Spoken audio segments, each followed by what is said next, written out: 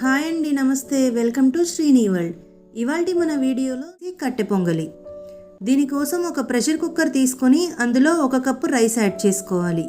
మనం ఏ కప్తో అయితే రైస్ తీసుకుంటామో అదే కప్పుతో 1/2 కప్పు పెసరపప్పు యాడ్ చేసుకొని వీటిని ఒక 2 సార్లు బాగా వాష్ చేసుకోవాలి.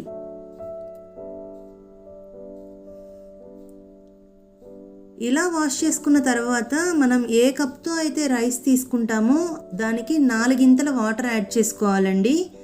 అంటే రైస్ 1 కప్పు 1/2 కప్పు పెసరపప్పు తీసుకున్నాం కాబట్టి 1.5 కప్పులకి 6 కప్పుల వాటర్ యాడ్ చేసుకోవాలి. ఇలా వాటర్ యాడ్ చేసుకున్న తర్వాత ఇందులో 1 టీ స్పూన్ జీలకర్ర, 1 టీ స్పూన్ సాల్ట్ లేదా రుచికి తగ్గట్టు యాడ్ చేసుకొని 1/2 టీ స్పూన్ మిరియాలు యాడ్ చేసుకోవాలి. ఇప్పుడు ఇందులోనే 1 చిటికెడు పసుపు యాడ్ చేసుకోవాలండి. ఈ పసుపు అనేది ఆప్షనల్ మాత్రమే. అండ్ 1 టీ స్పూన్ నెయ్యి యాడ్ చేసుకొని మూత పెట్టేసుకొని లో టు మీడియం ఫ్లేమ్లో 3 విజిల్స్ వచ్చే వరకు కుక్ చేసుకోవాలి. ఇప్పుడు పోపు వేసుకోవడం కోసం స్టవ్ మీద కడాయి పెట్టి అందులో 2 టేబుల్ స్పూన్ల నెయ్యి, 2 టేబుల్ స్పూన్ల ఆయిల్ యాడ్ చేసుకోవాలి. ఇది పూర్తిగా నెయ్యి పూర్తిగా ఆయిల్తో కూడా చేసుకోవచ్చండి. ఈ నెయ్యి ఆయిల్ హీట్ అయిన తర్వాత 1 టేబుల్ స్పూన్ అల్లం తరుగు, 3 పచ్చిమిర్చిని తీసుకొని ఇలా చీల్చుకొని యాడ్ చేసుకోవాలి. అండ్ 2 టేబుల్ స్పూన్ల జీడిపప్పు వేసుకొని వీటిని బాగా వేయించుకోవాలి.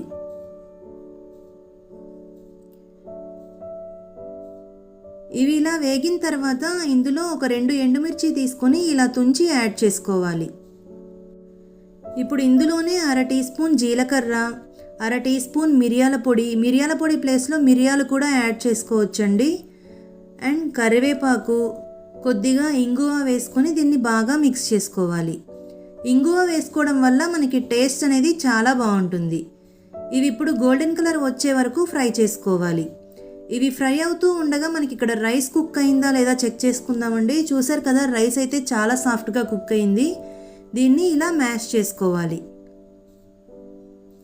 మనకి ఇక్కడ ఇవి కూడా వేగిపోయాయండి. ఇప్పుడు ఇందులో మనం ఉడికించుకున్న రైస్ పప్పు మిశ్రమంని యాడ్ చేసుకోవాలి. అంతేనండి, ఇది యాడ్ చేసుకున్న తర్వాత దీన్ని బాగా మిక్స్ చేసుకొని స్టవ్ ఆఫ్ చేసుకోవాలి.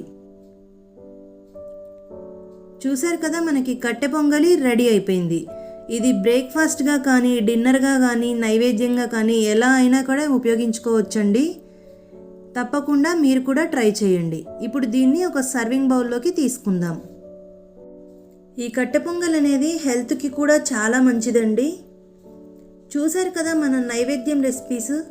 ఈ వీడియోస్ అనేది మీకు హెల్ప్ అయ్యాయి అనుకుంటే don't forget to like, share, comment and subscribe to my channel. Subscribe చేశాక పక్కనే ఉన్న బెల్ నొక్కండి, నోటిఫికేషన్ వస్తుంది. Thank you for watching.